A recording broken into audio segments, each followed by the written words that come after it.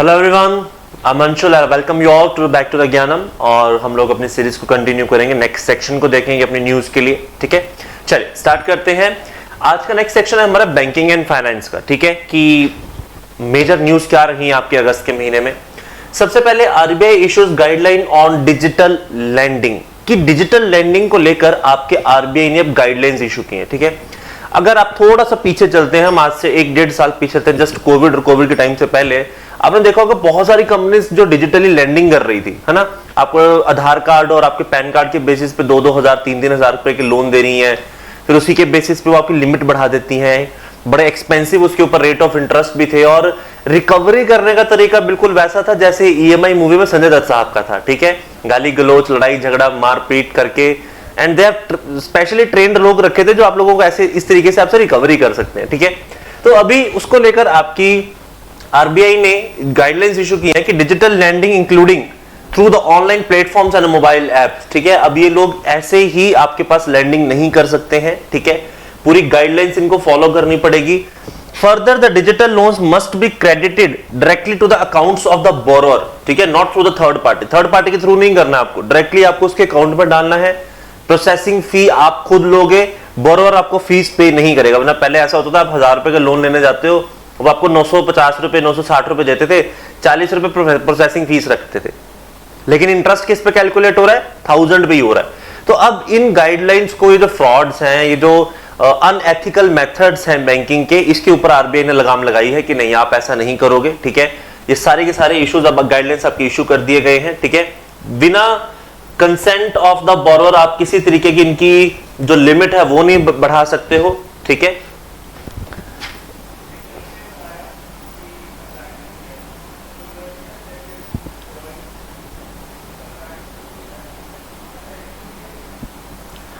चलिए ठीक है। तो जैसे कि अब आपने देखा कि ब्रीच ऑफ डाटा वगैरह उस समय हो रहा है, तो उसको लेकर भी उन्होंने गाइडलाइंस दी है। ठीक है, कि आप किसी तरीके की थर्ड पार्टी को आप मिस सेल या ब्रीच ऑफ डाटा नहीं करोगे, कोई अनफेयर बिजनेस कंडक्ट नहीं करोगे, अनफेयर तरीके से रिकवरी नहीं करोगे। तो ये सारा इस न्यूज का आपके पास क्रक्स है। ठीक है, चलिए next, RBI repo rate to curb the inflation. आपने फिर से देखा होगा कि अब आपका रेपो रेट फिर से 50 बेसिक पॉइंट्स पर बढ़ा 5 अगस्त को, और ये अब 5.40 पे हो चुका है। क्लास मैंने आपको पहले भी बताया था, बड़ा सिंपल सा प्रोसेस है कि आप जब इन्फ्लेशन को रोकना चाहते हो, महंगाई को रोकना चाहते हो, तो आप मार्केट से पैसा निकाल लेते हो।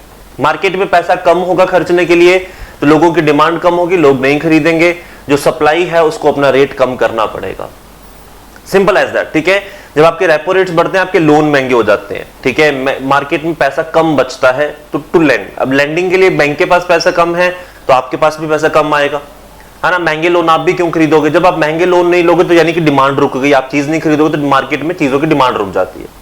डिमांड रुक गई, तब जिसको सप्लाई इसने शुरू किया, अब उसको कुछ ना कुछ तो करना पड़ेगा ना, उसको अपना सिस्टम बैलेंस रखने के लिए, रिकवरी करने के लिए कुछ तो उसको रेट कम करना पड़ेगा। तो इस तरीके से आपकी इन्फ्लेशन धीरे धीरे करके कंट्रोल हो जाती है। ठीक है, तो हमारी इन्फ्लेशन अभी 6.11% के आसपास आ गई है। ठीक है, तो अभी भी ये 6% से ऊपर है, जो कि आरबीआई की लिमिट से बाहर है। ठीक है, अभी ये दिसंबर तक जाएगा क्लास, ये सैचुरेट होगा अप्रॉक्सीमेट 5.50 का जो आपका इन्फ्लेशन रेट है, आपका CPI, that is consumer price index. वहां पे जब ये 5.5 के आसपास आ जाएगा, तब जाके शायद आरबीआई इसके ऊपर रोक लगाएगी। तो मेरा जो अंदाजा है वो 5-5.5 के बीच का है इन्फ्लेशन रेट का। ठीक है, चलिए, तो अभी आप देख रहे हैं ये आपका कंटिन्यूसली बढ़ रहा है, बड़े लंबे समय के बाद ये बढ़ना शुरू हुआ था।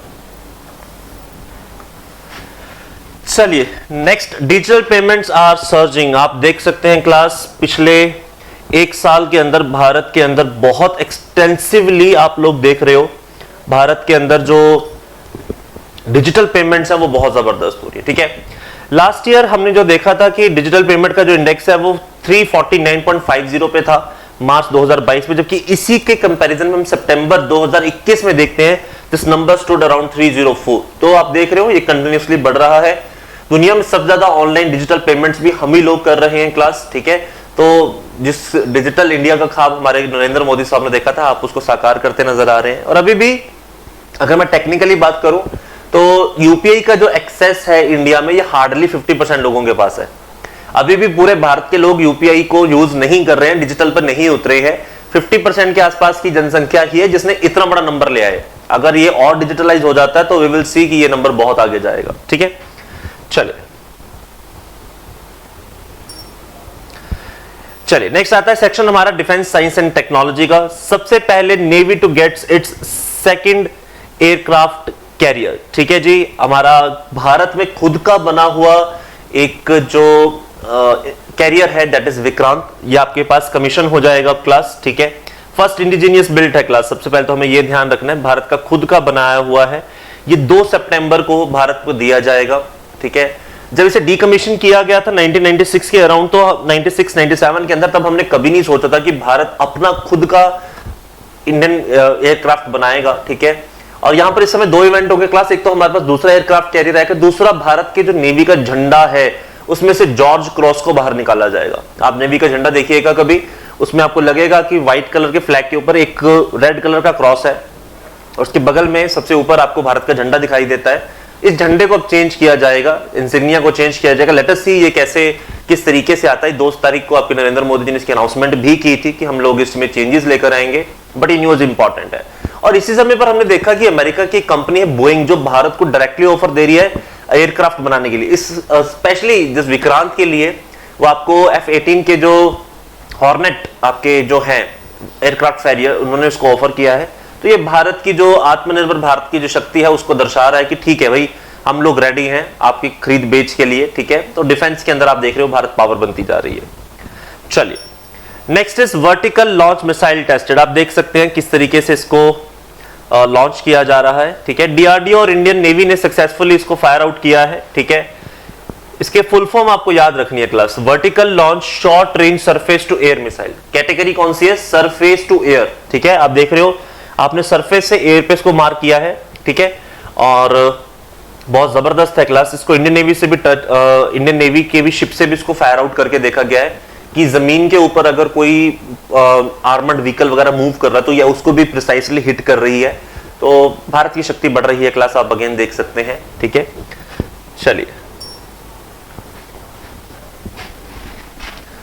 चलिए next is India first indoor shooting range.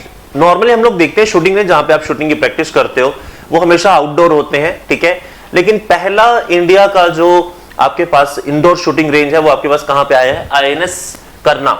ठीक है, ये आपको दिखाई देगा कि 18 अगस्त को इसका इनॉग्रेशन किया गया है। इंडोर फैसिलिटी अब प्रोवाइड की गई है आपके INS के ऊपर, जहां पे आप इंडोर शूटिंग कर सकते हो। ये क्वेश्चन आपको पूछा जा सकता है क्लास, एक 1 वर्ड ही क्वेश्चन बनता है इसका। There is hardly any chance कि इसके और डिटेल्ड क्वेश्चंस बने, बट एक क्वेश्चन पूछा जा सकता है कि इंडोर शूटिंग सबसे पहले भारत की किस INS के ऊपर हुई है। तो आपको काफी सारे नाम दिए जा सकते हैं, तो INS करना is the write name.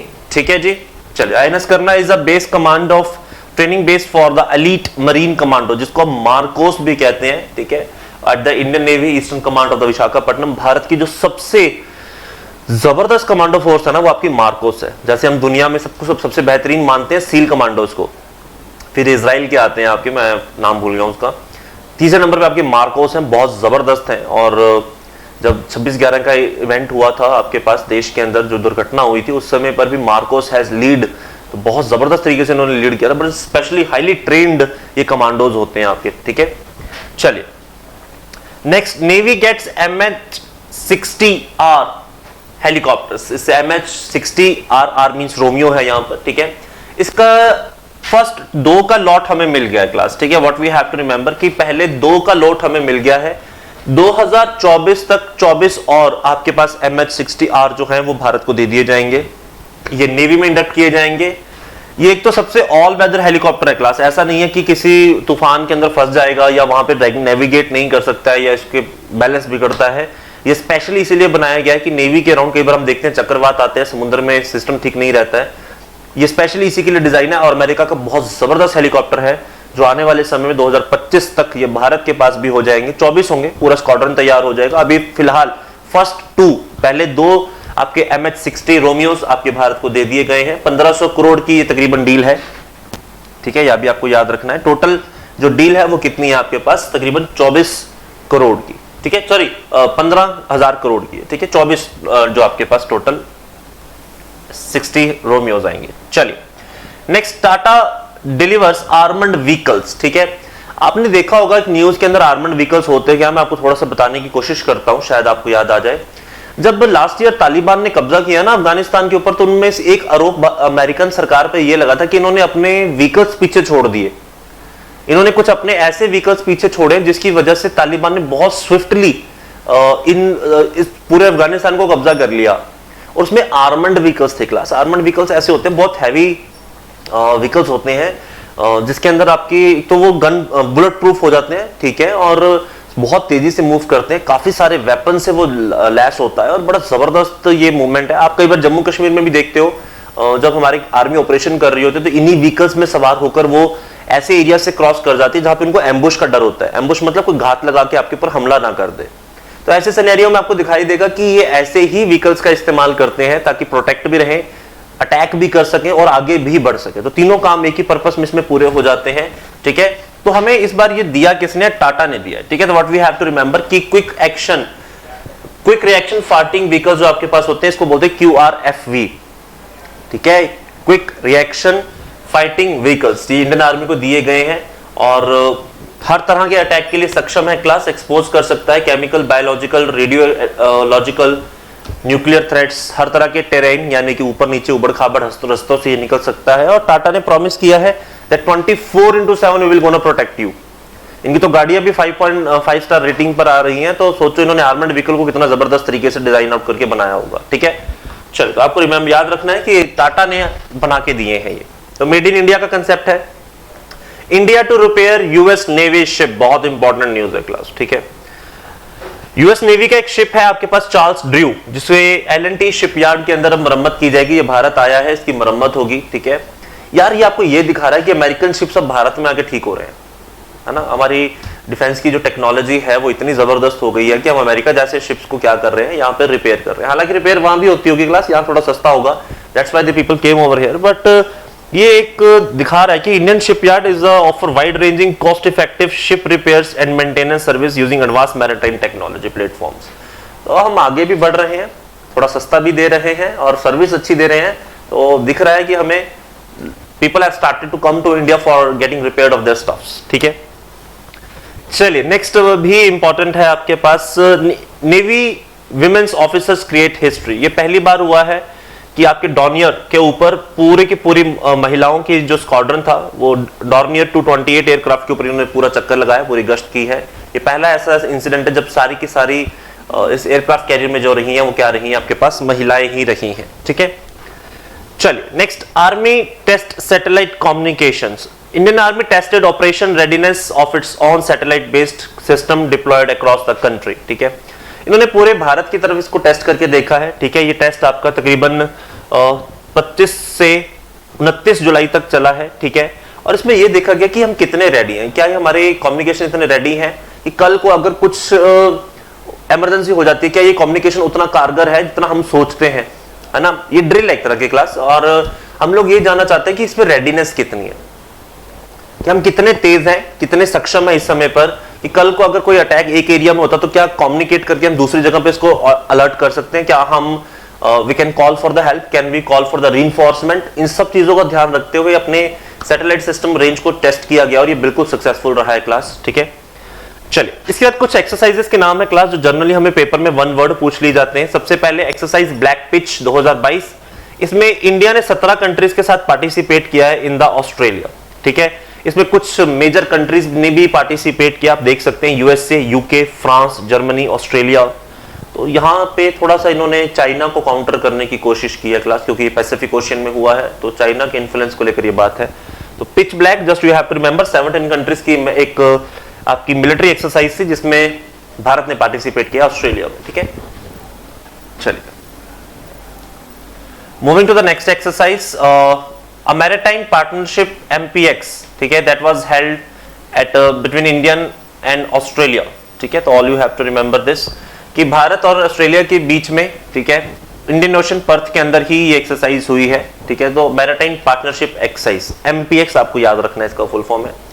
Next is exercise उदार शक्ति। ये इंडियन नेवी और इंडियन एयरफोर्स और मलेशियन एयरफोर्स के बीच में हुई है। इसमें एक एक्स्ट्रा पॉइंट मैं आपको ये बता देता हूं कि भारत ने इसके बाद कोलालमपुर के अंदर अपनी मार्केटिंग और सेलिंग परचेज के लिए तेजस के लिए दुकान खोलते। दुकान खोलने का मेरा मतलब है यहाँ पर आपने एक ऑफिस सेटअप किया है जहां पे आप मार्केटिंग और सेल और परचेज कर सकते हो तेजस की, ठीक है। तो आप देख रहे हो भारत डिफेंस इंपोर्टर के होते साथ साथ एक्सपोर्टर की कैटेगरी में भी अपने पांव पसार रहा है, ठीक है। एक्सरसाइज वज्र प्रहार, one of the most important exercises, ये यूएस की स्पेशल फोर्सेस और भारत की स्पेशल फोर्सेस के बीच में होती है, दैट इज इन बखलो, ये चंबा डिस्ट्रिक्ट में है, आपके हिमाचल प्रदेश, जहां पर एक्सरसाइज होती है। बहुत इंपॉर्टेंट है क्लास, स्पेशल फोर्सेस का आना, टैक्टिक्स को सीखना और सिखाना, इट्स रियली वेरी इंपॉर्टेंट, ठीक है।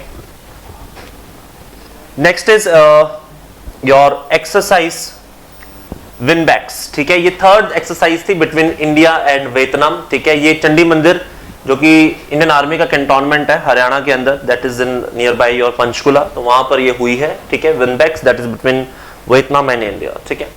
नेक्स्ट इज एक्सरसाइज अल निजाह, ये आपके पास इंडियन आर्मी और ओमान की जो रॉयल आर्मी है उसके बीच में हुई है, and it happened at Bikaner range, that is in Rajasthan.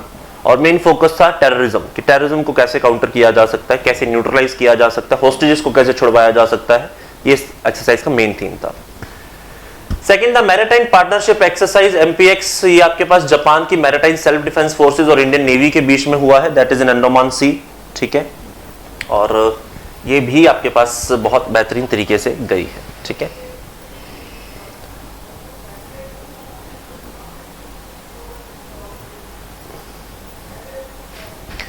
चलो नेक्स्ट, हाइड्रोजन फ्यूल बस सेल लॉन्च, भारत की पहली हाइड्रोजन फ्यूल बस आपके पूना के अंदर चलाई गई है क्लास, ठीक है। You can see this, CSIR Poona ने इसको डेवलप किया है, तो आप देख सकते हैं कि जो अल्टरनेट एनर्जी की जो हम शुरुआत कर रहे हैं वो हमें और दिखाई दे रही है, ठीक है। और हाइड्रोजन फ्यूल्स का वैसे ही बड़ा बेनिफिट रहता है क्लास, आने वाले समय में पता लगेगा। एक तो ये पोल्यूशन कम करती हैं, पोल्यूशन ना के बराबर ही है, और प्लस ये आसपास के एनवायरनमेंट को भी क्लीन रखने में हेल्प करेगी, ठीक है। The amount of oxygen will be produced out of it, ये थोड़ा थोड़ा हेल्प करेगी हमें कि हम लोग पोल्यूशन को क्या कर सके, कम कर सके, ठीक है। चलिए next is India first SSA observatory, ठीक है। ये SS ऑब्जर्वेटरी आपके पास है, स्पेस सिचुएशन अवेयरनेस। ये एक प्राइवेट स्टार्टअप है आपके पास जिसका नाम है दिगांत्रा, ठीक है। ये एक स्पेस सेक्टर के अंदर स्टार्टअप है जो कि अब भारत के अराउंड अपने स्पेस में जितने भी छोटे छोटे पार्टिकल्स हैं, डेब्रिस है, जो मटेरियल उसके अराउंड घूम रहा है, इवन 10 सेंटीमीटर तक के पार्टिकल्स और पत्थर को भी ये क्या करेगी, आपके पास ऑब्जर्व करेगी और उसके हिसाब से आपको उसका डाटा मेंटेन करके देगी, ठीक है। तो ये भारत की पहली अपनी स्पेस सिचुएशन अवेयरनेस ऑब्जर्वेटरी है जो कि गढ़वाल रीजन उत्तराखंड में रखी गई है, ठीक है। तो पूछा जा सकता है, क्लास इंपॉर्टेंट है। चलिए next is world first 3D printed cornea develop, ठीक है। आपके हैदराबाद बेस्ड एक साइंटिस्ट और रिसर्च टीम ने भारत की पहली 3D प्रिंटेड कॉर्निया जो है उसको डेवलप किया है, और इस कॉर्निया को जो पहला ट्रायल आउट किया गया वो किसके ऊपर किया गया, रैबिट के ऊपर किया गया, ठीक है। तो आपको दो चीजें याद रखनी है कि इसको बनाने वाले जो ऑर्गेनाइजेशन है वो आपके पास है LV प्रसाद आई इंस्टीट्यूट हैदराबाद, दूसरा IIT हैदराबाद, ठीक है, and the centre for cellular and microbiology molecular biological institute that is in Hyderabad. तो 3 इंस्टीट्यूट्स ने मिलकर इसको तैयार किया है, 3D प्रिंटेड कॉर्निया है, और जिसके ऊपर इसका ट्रायल किया गया वो आपके पास कौन है, रैबिट है। तो आपको याद रखना है रैबिट के ऊपर ट्राई किया गया इसको। चलिए next, saline water to power led lanterns. आपने देखा होगा कि बहुत डिफरेंट टाइप के हमारे पास लालटेन्स होते हैं, तो उस लालटेन में एक नया ऐड हुआ है जिसको आपने नाम दिया है रोशनी, ठीक है। भारत का पहला सलाइन वाटर है ये, आपके खारे पानी का इस्तेमाल करेगा, और हमने बचपन में फिजिक्स में भी पढ़ा है कि salt water is a great source of electricity, तो उससे आप इलेक्ट्रिसिटी जनरेट करेंगे, आपको एक लैंप बनेगा। इसे नाम क्या दिया गया है, रोशनी, ठीक है। ये बेसिकली आपकी जो फिशिंग कम्युनिटी है उसको प्रोवाइड किया जाएगा, क्योंकि 75,000 किलोमीटर के आसपास की पूरी हमारी एक कोस्ट लाइन है पूरे भारत की, ठीक है। इसमें रिसर्चर्स को भी हेल्प रहेगी क्लास, काफी लंबे समय तक चलेगा। सलाइन वाटर तो आपकी खारा पानी तो समुद्र में वैसे भी है, आप इसका इस्तेमाल करके लंबे समय तक अपनी जो खोजबीन है उसको जारी रख सकते हैं, ठीक है। नाम याद रखना है आपको, नाम दिया गया है रोशनी, ठीक है। चलिए first spark 3D virtual space tech park, ये आपके इसरो ने एक लॉन्च किया है 3D वर्चुअल स्पेस पार्क, ठीक है। इसे नाम क्या दिया है, स्पार्क, ठीक है। और इसके अंदर आपको दिखाया जाएगा कि म्यूजियम के अंदर बहुत सारी ऑब्जर्वेटरीज बनाई गई हैं, बच्चों के प्लेइंग एरियाज बनाए गए हैं, ठीक है, लर्निंग स्पेसेस बनाए गए हैं, ठीक है। और लोगों को दिखाया जाएगा कि इसरो के जो लॉन्च व्हीकल्स हैं वो कैसे काम करते हैं, इसरो ने इतने साल तक कैसे काम किया है, ठीक है। जो इसके हिस्टोरिकल इवेंट्स रहे हैं उसके बारे में लोगों को जानकारी दी जाएगी। तो एक अच्छा इनिशिएटिव है लोगों को साइंस से जोड़ने का, लोगों में साइंस का इंटरेस्ट पैदा करने का। It's a great method to start with. चलिए जी, next is first hydrogen train run start run. आपकी जर्मनी ने ऑफिशियल अनाउंसमेंट किया कि इन्होंने पहली हाइड्रोजन फ्यूल्ड आपके पास ट्रेन रन की है, ठीक है। It was a fleet of 14 train, 14 train थी जिन्होंने 140 किलोमीटर प्रति घंटे की स्पीड से तकरीबन 1000 किलोमीटर का डिस्टेंस ट्रेवल किया है। ये 15 डीजल ट्रेनों को रिप्लेस करेगी अब जर्मनी के अंदर। तो आप देख रहे हो दुनिया में भी अब डीजल पेट्रोल की खपत को धीरे धीरे करके कम किया जा रहा है, और इसी के मद्देनजर कुछ समय तक तो मुझे लग रहा है कि तेल के दाम बढ़ेंगे, क्योंकि जो कंट्रीज इस पर डिपेंडेंट हैं अभी उनको अपना खर्चा पानी तो पूरा करना ही है। बट आने वाले समय में आप देखोगे कि electrical vehicles, hydrogen fuels, biofuels, बहुत सारे फ्यूल्स ऐसे हैं जो मार्केट को टेक ओवर करेंगे और they will become the new source of energy, ठीक है। तो उसमें एक पहल, बहुत बड़ी पहल जर्मनी ने की है। आपको याद रखना कि पहली हाइड्रोजन फ्यूल ट्रेन कहां चली है आपके पास, इन द जर्मनी, और भारत की पहली हाइड्रोजन फ्यूल्ड बस कहां चली है, पूना के अंदर, ठीक है। चलिए ठीक है class, this is all we have from this today's section. Next section में कल मिलते हैं आपसे। Till then take care of yourself everybody, God bless you all, bye bye.